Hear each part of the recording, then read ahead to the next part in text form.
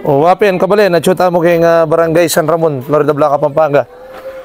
Kap, meron po tayong bibigyan na tungkod ngayon. Ay, meron po. Actually, ang dami nyo nang natulungan dito sa Barangay San Ramon. Pero, sarili ko palang bakuran. Sige. Sige, Kap. Isang magandang buhay po, mga kakay. Ang dami na pong natulungan ng akay dito na kung saan hindi ko namamalayan ang aking palang biyanan at saka ang kapatid ng tatay ko ay nangangailangan ng tungkod. At sa tulong ng ating buting pambansang konsehal, Jojo Bitog ay mabibigyan po. Nay! Nandiyan si Nanay. Nay!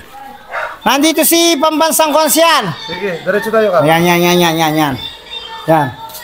Ito. Yan. Siglod ko po. Yan. Siglod ko po, Nay. Yan. Dito tayo, Nay. Ni-request ng papalit sa aking magiging kapitan, si Kapitana Kayla. Yan, bibigyan na ng tungkod si Inang. Yan. Anong masasabi mo? Ano pa kasing pangalan nito? Jojo Bitog. Yan. Maraming salamat. Yan. Thank you. Oh, Nay.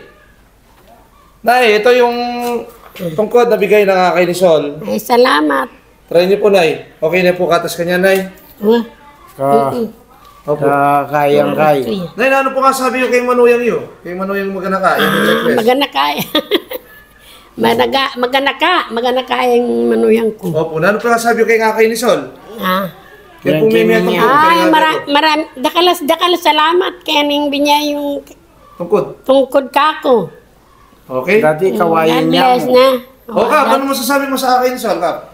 Ay, una po maraming salamat sa Panginoon. Pangalawa sa iyo at siyempre sa ating kapuso at kapamilya na akay ni Sol na kung saan hindi lang po dito sa Barangay San Ramon, bagkus hanggang sa laylayan ng Florida Blanca, marami po kayong natutulungan. Diyos po ang bahalang pagbigay ng pabuya po sa inyo, akay ni Sol.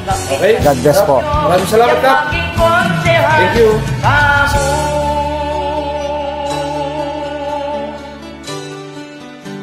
O Kapitan Jojo, kaluguran naman.